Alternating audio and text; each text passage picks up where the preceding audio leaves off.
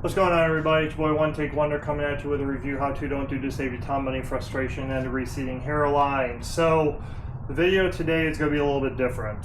Reason being is because I was starting, and I will be posting the video of how to take the front fender off, or the hugger off.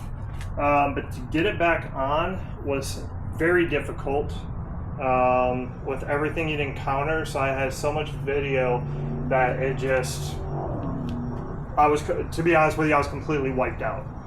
So I'm going to do this video. I'm going to show you everything that I encountered along the way, things I didn't find on YouTube, and that's pretty much the reason that I'm doing this video, is because there were things I was not able to find on YouTube. Fortunately, through the forums and everything, I was able to have some people help me out, but I'm going to walk you through the process I took to get the fender back on, back reinstalled, and things to look out for that you just would not really recognize or notice by doing it until you're ready to put the fender back on. So, okay, so what you have, first and foremost, is you have the fender.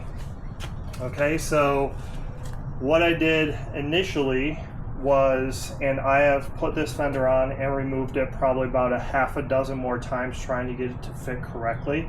This is a full 6 fender. The first time I put it on, you have this part back here, and there is a plastic harness that goes on here, and this will hold both of the brake lines. One goes in here and one goes in here. There are also rubber I guess sheathings on the brake line, which should fit in here, and I'll show you that in a minute, and one in here and one in here. So then you put the plastic harness on, and then the nut, and you screw it on. Now I will tell you, this stud on the stock fender is longer than the stud on the full 6 fender. I have reached out to full 6. They respond back, but they don't address the concern. So also you have this on the full 6 as well, and this is pretty much, you have the ABS hose or wire that'll run along the left side of the front wheel, and so that'll get hooked into here, which is a pretty decent design in my opinion, to keep it out of the way of the calipers and the wheel. All right, so what I did was I put this on. I did not put these screws in on either side. I just kind of let it float there, because one of the issues I was having was getting the hoses to seat correctly in these two places. Once I got the hoses in, I put the harness on, and then I tried screwing in the nut. So what was happening, and as you can see, there's space here between the hose and the fender.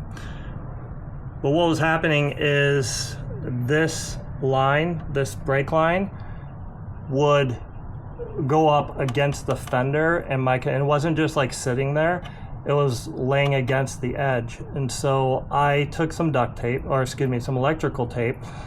I taped it a bunch, and then I took a zip tie and tightened it closer to the aft brake line. So as you can see, it is not touching the fender, or the fender's not touching it. And if the fender were to come in contact with it, there's ample amount of electrical tape that would protect it, hopefully, or cushion it. One thing I do want to add is make sure when you are, if you do decide to switch this out, you will want to check the hardware every time you're finished riding, probably, just to make sure it holds. Reason being is because you can't really see it on this side, so we'll show you on the other side. But the nut that goes on that stud I showed you on the stock one, there is one here and this one's shorter, and the stud only comes about halfway through the nut, and so you have half the nut without any thread through it. I don't think you can see it from this side.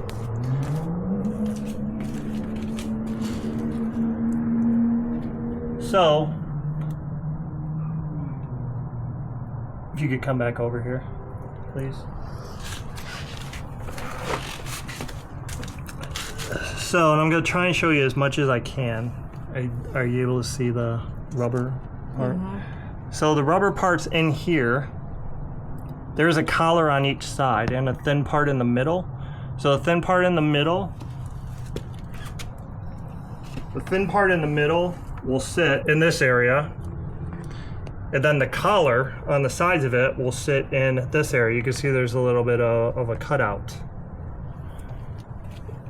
All right, so what kept happening is I would tighten the harness and everything be lined up, and then I would come out and one of these hose lines would be like pulled back through.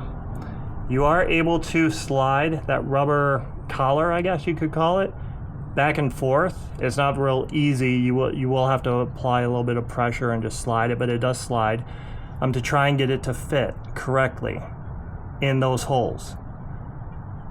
So what I also had to do was I had to have the little camera lady come out and actually pull on this brake line to get it to stay in that area where it needs to be.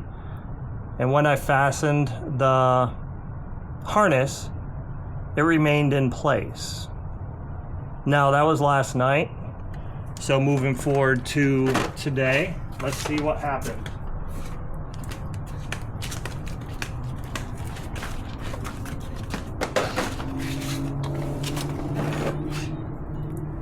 So moving forward to today, as you can see, some of the collar pulled back through on the other side, because it's kind of sitting in there, but it's not as far over. I probably readjusted this probably 8 to 10 times, and it's constantly pulling back and forth. So just to give you a heads up, I'm content with where it is. It doesn't seem to be hitting on anything, and this brake line is pretty rigid. The one other thing or a couple other things rather, is this is the ABS line, to my understanding. If you need any clarification, please do your own research. But on the stock Fender, this would come out the side like this and just kind of curve up and around. And then this is a clip I couldn't find anywhere. Thankfully, to some people on the forums, they took a picture of theirs and sent it to me, because I just could not figure out where it goes. So this clip would actually connect onto this brake line. Now the reason I didn't is because this right now, I don't know if you can see, but there is space between the brake line and the fender. And then this ABS line or wire is in between. If I attach this clip into this brake line, so you have the small end of the clip on the ABS wire, then the large end of the clip would go on this brake line. If I attach this clip onto this brake line, it does place a lot of pressure on the ABS line against the edge of the fender. So therefore, I'm going to see what happens, and I did not attach this clip. If I need to, I will.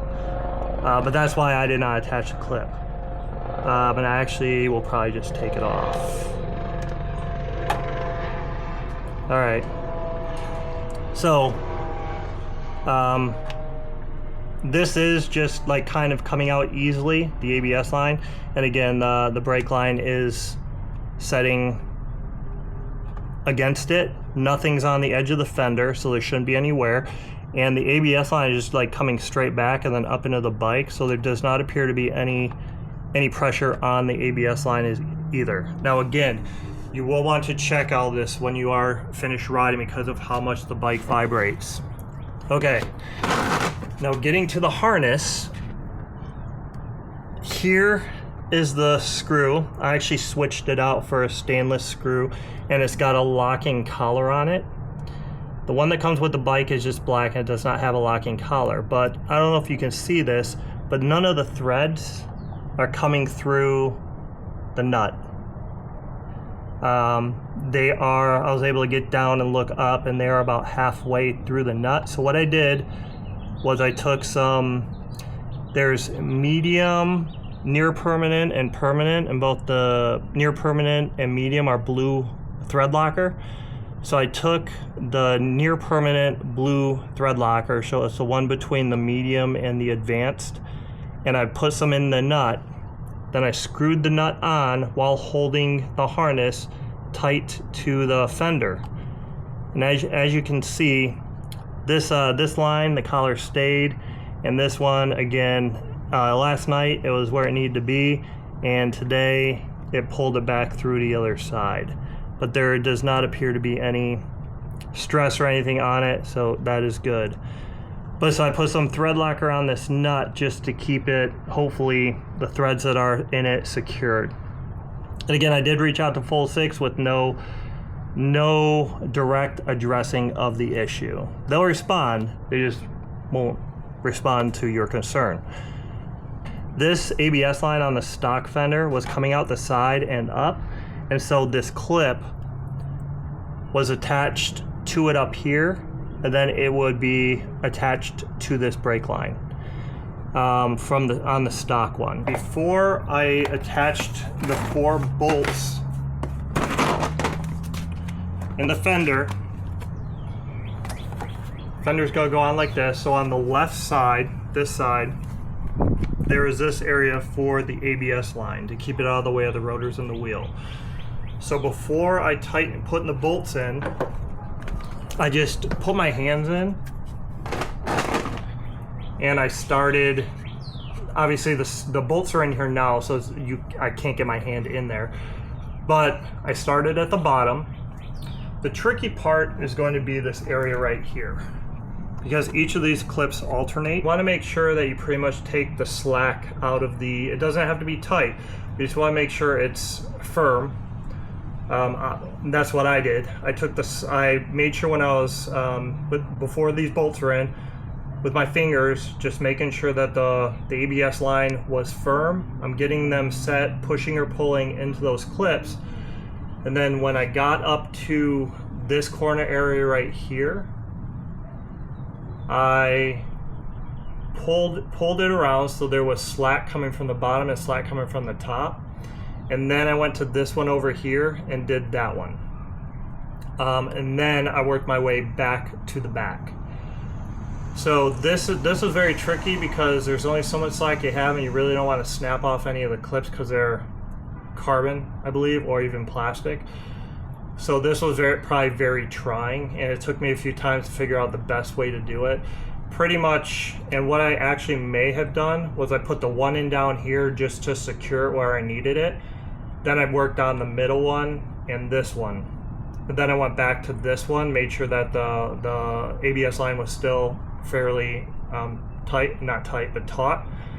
So this one, and then I worked my way back because that's just coming out the back in a straight line. All right, so once that was sorted out, then I put the Fender on. You have 4 bolts here.